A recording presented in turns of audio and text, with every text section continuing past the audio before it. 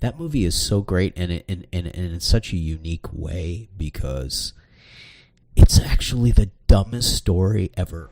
If you were to describe Vertigo just by the story, it's just ridiculous. It's totally ridiculous that the the detective never looks into any.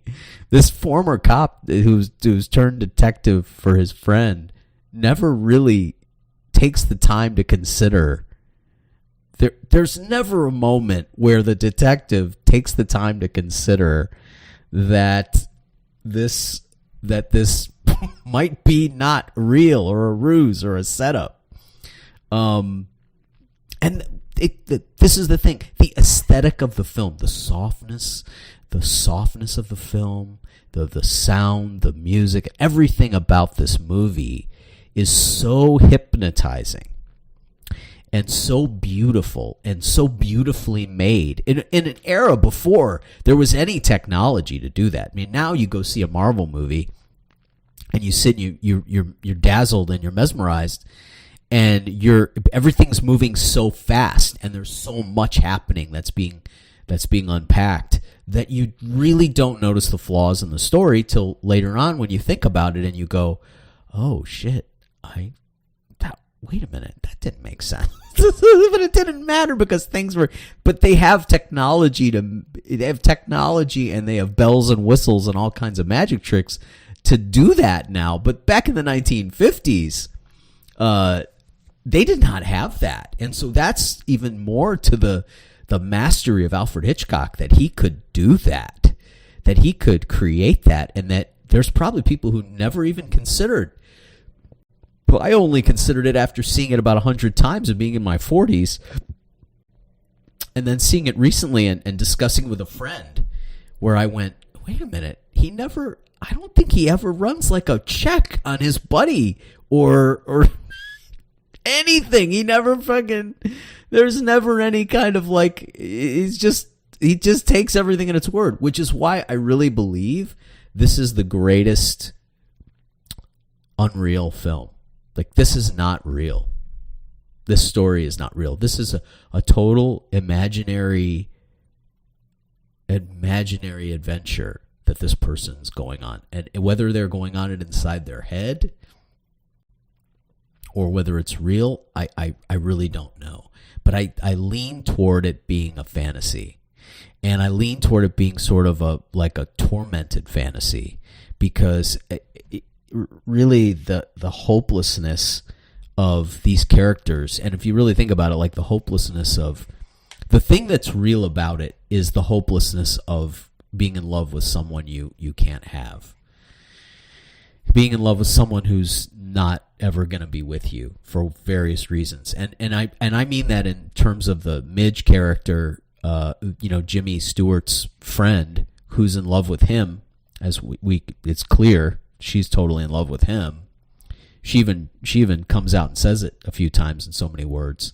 And his dismissal of her, and then his hypnotic, trance-like involvement and this weird falling in love of this woman that he's following around, I really believe is like a comment on Hitchcock, and that Hitchcock was probably a guy who was now I'm going to get into like an armchair shrink here, but Hitchcock was really probably a guy who was like a very proper Englishman who was repressively in love with women who he could never be with, because of his appearance and because of his manners.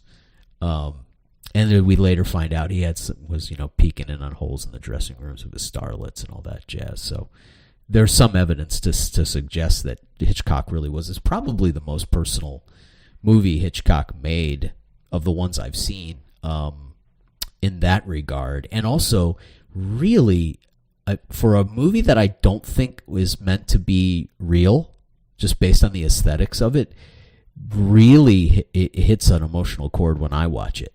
Because I definitely am an unrequited love guy. And I don't know that other people have that experience, but I can't imagine there aren't other people out there who are watching it who it doesn't the hairs don't kind of stand up on their neck a little. unconsciously when all this unrequited love is going on. By the way, it's the only movie I've ever seen. I could go back to my childhood a little bit with like Carrie Fisher as Princess Leia, and some early feelings of infatuation when seeing females who are not undressed. But as an adult, this is probably the only movie where a woman is mystifyingly erotic to me without showing any part of her body. Where the film is so aesthetically beautiful and so aesthetically hypnotizing. Like everything about the movie is like erotic. The music, the photography, the composition, the set design, the everything about the movie is just like it is some form of heaven and hell all at the same time. It's like people in hell, in their own personal hell, but wandering through a heaven, like going through a hell. Personally, is what this movie feels like. And but just Kim Novak is just, when she's on the shore and in Jimmy Stewart's apartment with the fucking drying her hair off by the fire, and you're just going, oh my God, man, the movie is just amazing. This is one of the best movies ever made, no doubt about it. And the musical score of this movie is the main character. I mean, and I think Hitchcock, after watching my favorite Hitchcock films are Vertigo, Rear Window, The Man Who Knew Too Much, and North by Northwest. Those are my personal favorites. And in all of these movies, the musical score the musical score is actually the most important element of the film.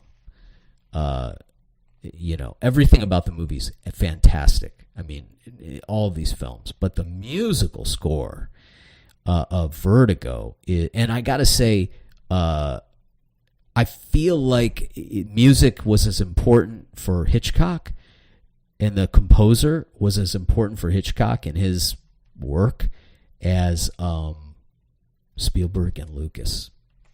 Especially the Star Wars movies and the Indiana Jones movies for Lucas and Spielberg, and all of Steven Spielberg, especially through his glory period, through the from the 70s to the 90s.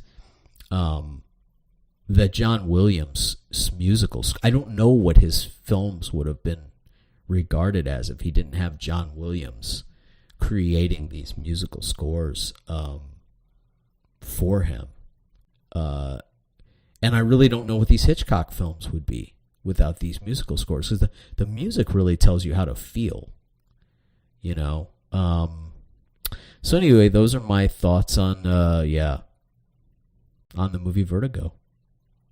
And if you haven't seen it, man, you're missing a great movie. And I hope I hope it doesn't ruin it for people that I tell them that I don't think it's real, and